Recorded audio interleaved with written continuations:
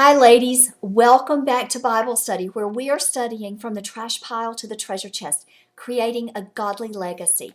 And I'm very excited about this week of study. This week, we are going to be studying about holiness. Now, this is not God's suggestion, this is God's command. He said, Be holy because I am holy. So, how do we do it? What's it all about? Well, this week, you're going to learn about holiness and what it looks like on you and I as godly women.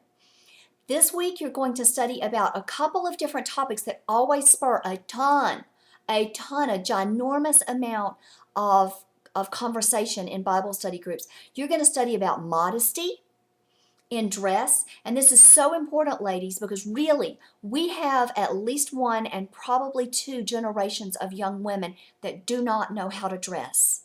And unfortunately, it's as bad in the church as it is outside the church. And it is up to you and I, as godly women, to help teach these young women how to dress. As a matter of fact, this is addressed by the Apostle Paul to young Timothy in Titus chapter 2.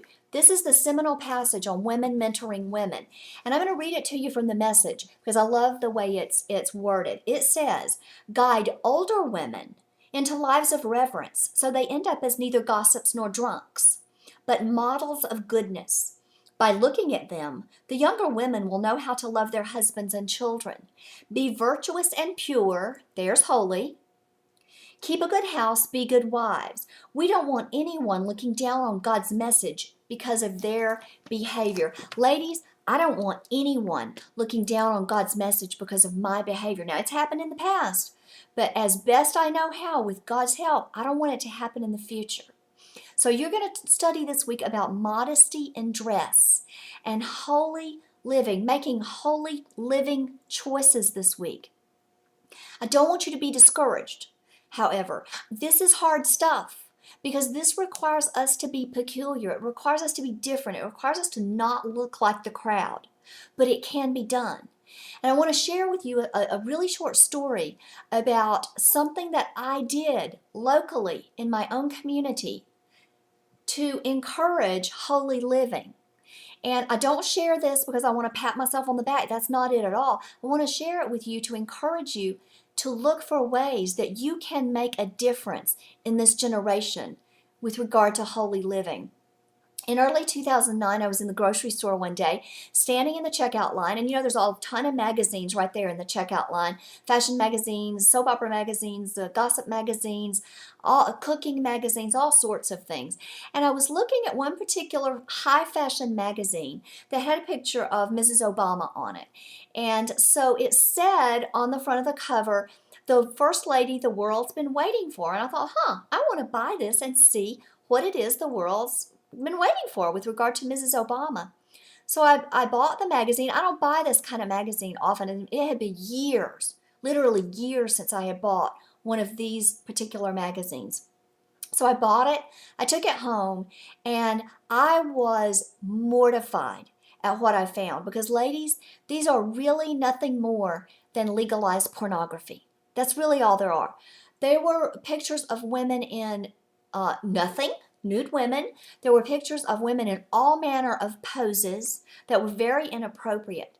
It just blew my mind. Blew my mind. And I thought, what in the world? And so the next week I went back in the grocery store and I pulled the manager aside because he's a really precious young man, probably in his late 20s. And he knows me. They know me. I shop in there regularly. And I pulled him aside and I said, "Can I speak with you for just a moment?" And he said, "Sure." And I said, "Have you looked at one of these magazines lately?" And he blushed and he said, "No, I haven't." And I said, "Well, I'm pretty sure that it's really not something that you would want your wife, or if you have a daughter, you would want her looking at, or a son." And I said, "I wonder if you would be willing to just cover them up. You know how they have the plastic covers that they put over these magazines that have inappropriate words on them, and just cover them up." And he thought a minute and he said, "I'd be glad to do that. I'll take care of that."